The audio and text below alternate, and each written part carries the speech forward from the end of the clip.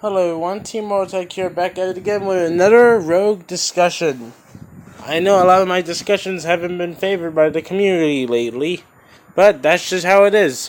When you want to think outside of the box, people will question and criticize everything you say that is not along the lines of what the community thinks. And that's why I think that this community is getting more and more toxic by the second. The community is still good. It's just that once people see that you're doing a video topic, a discussion about something that most people wouldn't agree with, take Capital G for example. He did a discussion about things that people didn't agree with before. He's trying to think outside the box.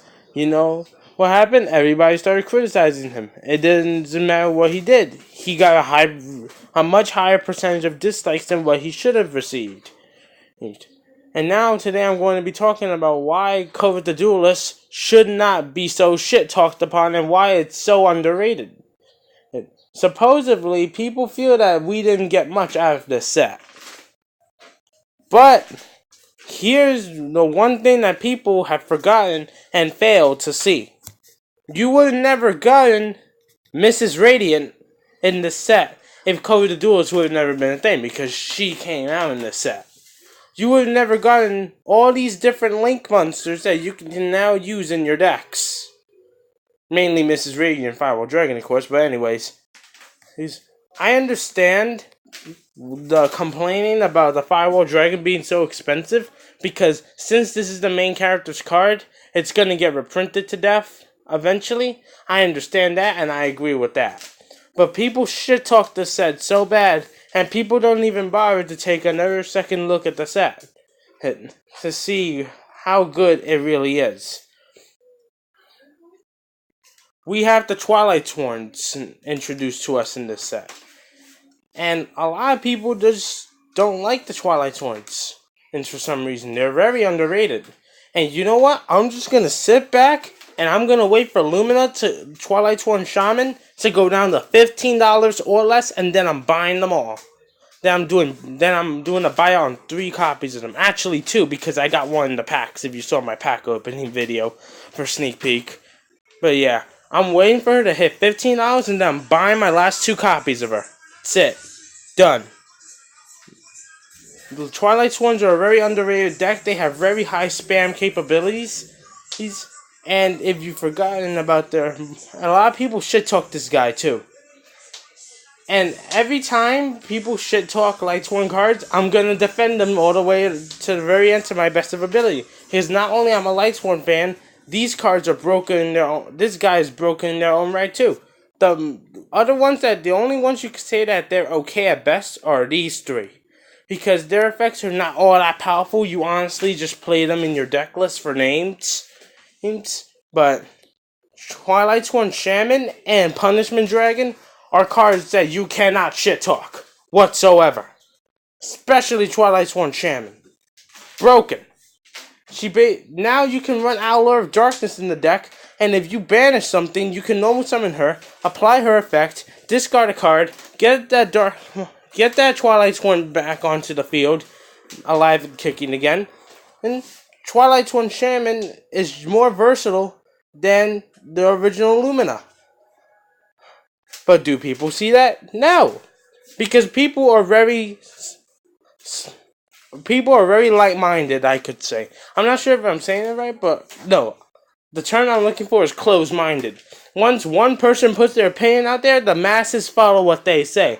People in this community have failed to think for themselves and see what's really right and wrong and with things in these sets. Twilight Sworns is not one of the issues in this set. I can promise you that. The next thing I wanted to touch upon is Trickstars. Trickstars, I have mixed feelings about them. I don't hate them, but I don't like them either. And it's not because they're degenerate or anything like that. I mean, they have some interesting FTKs with Door of Darkness and basically the Droll and Lockbird lockdown. Once they get that Droll and Lockbird shit on you, you might as well just quit.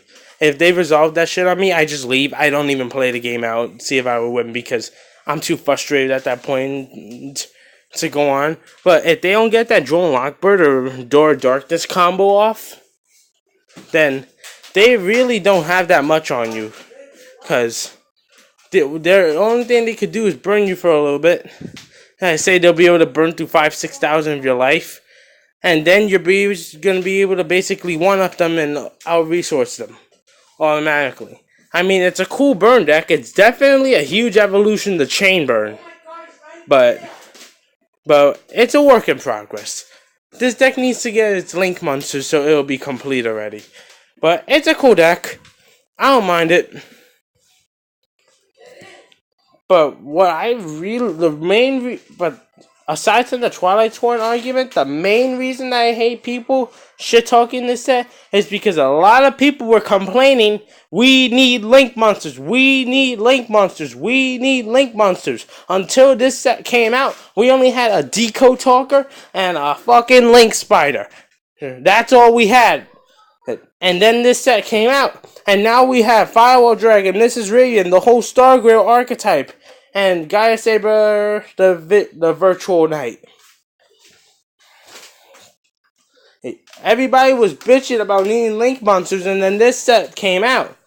And now, people are like, oh, this set's so overrated, this is not that good. Please, get out of my face. For real. And now we're about to get the Megatins on August 25th. Is the day that the Megatins are coming out here. So people will be able to get their desires cheap now. If you didn't have it before. You'll be able to add Proxy Dragon to your decks. Finally! I've been waiting for that card for a long time. But you'll be able to add Proxy Dragon. You'll be able to buy Power Desires. Elder Entity Nis. If you can use them in your deck with cards like Gale, have weird interactions with Infernoid Tierra, Gale Dagua, cards like that. But yeah, we're getting some decent cards in the Megatins, and then Invasion Vengeance is getting redone, the Dark Illusions is getting redone, so we're probably going to be able to get the Dark Magician cards cheaper now. But yeah, I just don't like it when people rant upon this set not being that good. I mean, I understand the set, it could have been way better. But for what you got out of it, you shouldn't be bitching. Because this set was good. You shouldn't be complaining for a slight second.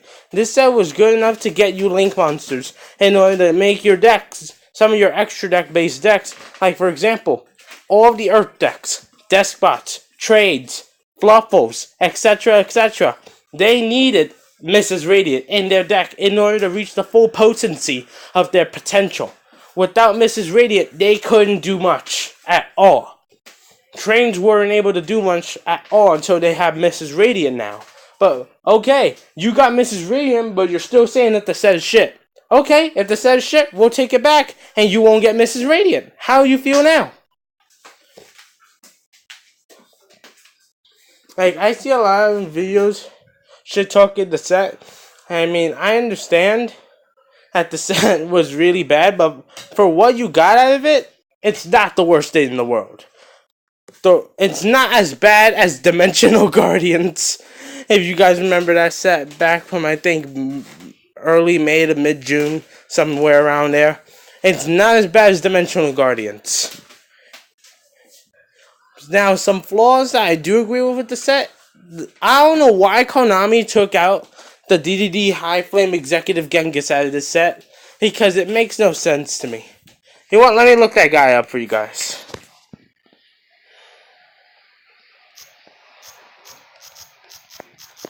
Let me see if I spelled it right. Oh shit, I actually know his spell for once. Wow, I actually know his spell. That's cool. But anyways, if you guys didn't know who I was referencing, this guy. He's not in there. I don't understand why. He should have been in there. The OCG got him a long time ago. But this guy should have been in the set with all the other DDD cards that we had in there. I understand that.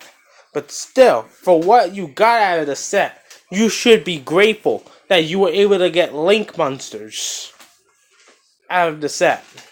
Because before, very few decks were able to have the potency necessary. I mean, Zodiac could still do their combos, but you know, They weren't able to go all out. And I see a lot of Zodiac players mainly shit talking this set. And I'm like, bitch, don't complain. You got your Mrs. Radiant out of this set and be happy with that. Fuck Zodiac players. Skillless, low-life pieces of shit. Very few variants of the deck. There's only 2 variants of the deck I even like. Herald Zodiac and Cosmo Zodiac. And that's it. All the other variants of the deck are fucking stupid. But anyways. I rambled on enough about this.